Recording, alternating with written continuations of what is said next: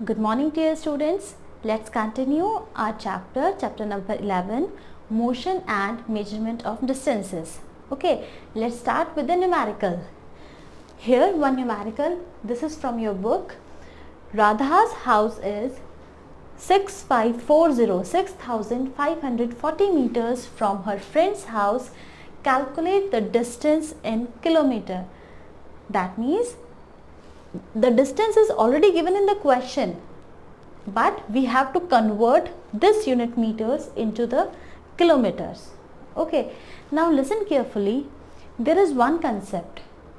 If we need to convert a smaller unit into a larger unit, then we divide it. Okay, and if we need to convert a larger unit into the smaller unit, we will use multiplication.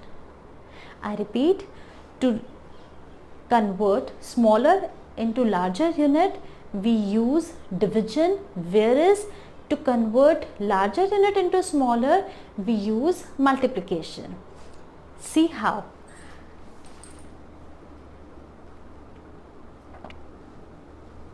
Here, the distance given is 6540 meters. Okay, as we know that 1 kilometer is equal to 1000 meters. Okay, we have to convert this meter unit into the kilometers. Okay, so what we need to do, we will divide this 1000 quantity with this numeric value 6540. This is divided by 1000. That means the distance in kilometer will be 6540 divided by 1000. Why we divide? Because we are converting meter into the kilometer. Meter is the smaller unit and kilometer is the larger unit. So we are converting small unit into larger one. That's why we are dividing it by 1000. Okay, so when we solve it, this will be 6.54 kilometers. And this is the answer. It's very simple. So students, let's take one another example. Rahul has a rope which is 2 meters long. Express this length in centimeters. Here we need to convert this meter unit into the centimeter. Length is given to us 2 meters. The only thing we need to do is to convert it meter into the centimeter. Okay, here meter is the larger unit, whereas centimeter is the smaller unit. So what I told you, to convert larger unit into the smaller one, we will multiply. Okay, so the length of the rope is given to us 2 meters. Okay, and as we know that 1 meter is equal to 100 centimeter. So what we will do, 1 meter is equal to 100 centimeter and we have to convert 2 meter into the centimeters. So we will multiply this 100 to 2. Okay, so the length will be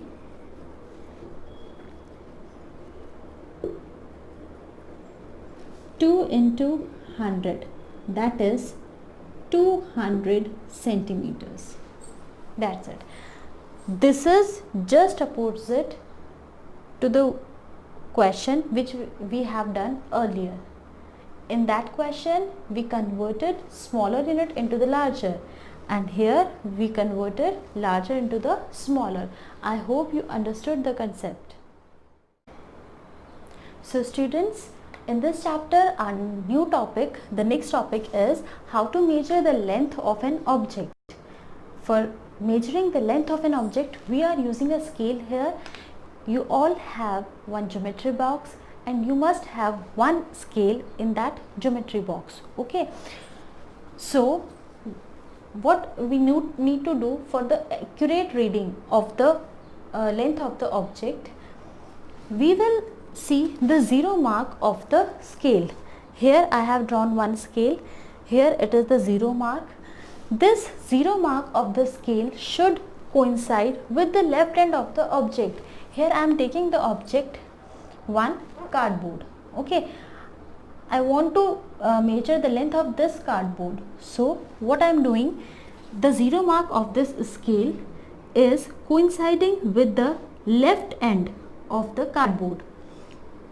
Now for the reading, for the length, we will see the right end of the cardboard, this one. The right end of the cardboard is coinciding with one mark in the scale. We will read the reading of this mark. Okay, this right hand ends coinciding with the scale gives the length of this object. The reading of the scale division coinciding the right end of the object gives the length of the object. So in this example, it is coinciding with the reading 3.9. Here zero mark is positioned at the starting of the cardboard and the last reading which is coinciding with the end of the cardboard is 3.9. So the length of the cardboard is 3.9 centimeters. Is it clear?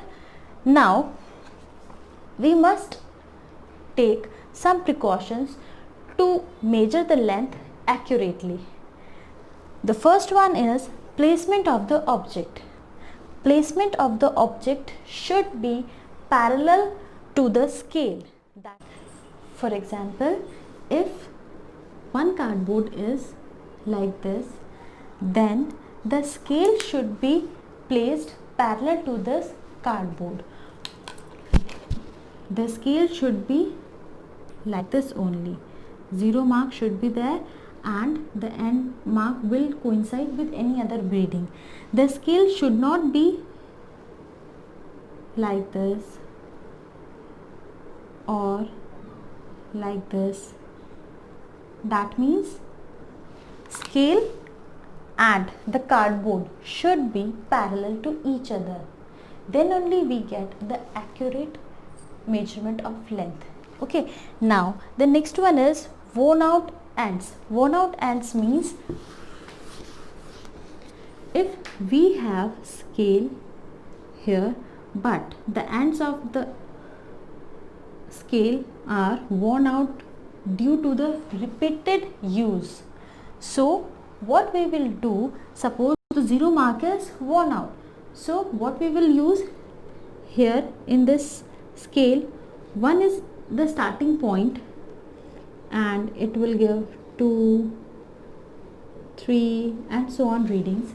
Then we will put the object at the starting of 1. That means the cardboard should be placed like this. Okay, so suppose if there is the reading 4 and the starting reading is 1, that means at the left end the starting reading is 1, at the right end the reading which is coinciding with the object is 4, then the actual length of this cardboard will be right hand side reading minus the left hand side reading. What I am saying, right hand side reading minus left hand side reading. That means it will be 4 minus 1, that will be equal to 3 centimeter. This will be the accurate reading. If the starting point is not 1, we set it as 2, then 2 will be subtracted from the right hand side reading. Whatever will be the starting point, that will be subtracted by the right hand side reading. Then we will get the accurate measurement of length. Now come to the third and the last precaution. This is the position of eyes. Okay, now we are taking the same example. If I want to see this value, I will never see from this place. This is wrong. I will never see from this place. This is also wrong. Both of these positions will give the wrong reading. If I want to see the reading accurate, my eyes should be fixed vertically up to the coinciding reading. That means my eyes should be here to watch vertically. Only this one is the correct position of eyes. That means if I have placed the scale here, then I should see it like this, not from the left hand, not from the right hand side. Okay,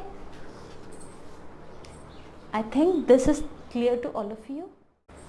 So students, now we will learn how to measure the length of a curved line using a thread. Okay, till now we have measured the length of the straight objects. Okay, but if a curved line like this is given to you and somebody asks that I want to find out the length between point A and point B, then how will we measure? We can measure it using a thread. How? Let's see. Suppose this is a thread, although it is not, but let us assume. Okay, take a thread, make a knot in the thread so that we will take that point as initial point. Okay, take that knot at point A like this. Okay, and then by the other hand move it along with the curved line like this. Okay, and reach up to the point B. Now at this point we will make a mark. That means this a mark. Now can we measure the distance between this to this point, the initial point to the last point? This distance will be measured by a scale or a meter rod, and you can give the distance between point A to B. This is how we measure the length of a curved line. Children, have you listened the word approximation? Approximation is a quick judgment about measurement, but it is neither accurate nor reliable. Of course, if it is not accurate, how will we rely? Okay, but it is a quick judgment. Sometimes we do it. For example, during cooking, we add salt and spices approximately in vegetables, etc. So students, now the concept of rest and motion. When an object said to be in the rest position or in the stationary position, and when it is said to be in motion. If the position of an object remains constant with respect to the stationary object, then it is said to be in the rest position or in the stationary position. That means the position of the object should not be changed. The movement should not be there in an object with respect to another stationary object. Then it is said to be in rest position. But if the object changes its position with respect to a stationary object, then it will be said in motion. Let's take some example of rest position and the object which is in motion. For example, when you go in the playground, there are some electric poles. If you see them in the standing position, the trees, the electric poles, all are in the rest position. In this room, the chair, table, almirah, everything is in the rest position. But if I see a car, a bike, a bus running on the road, these are in motion. Now, rest position and motion, these two things are relative. That means we are using a term here with respect to, here also with respect to. That means there is a reference point. We are talking with the reference of some another object which is stationary. So these two terms are relative terms. For example, if I am going with my friend in a car, then my friend is sitting beside me and she is stationary for me. But if a person on the road is watching me, then I am in motion for that person, because my car is running and I am in that car. So one person can be stationary and at the same time that person can be in the motion if we change the reference person. Is it clear to you?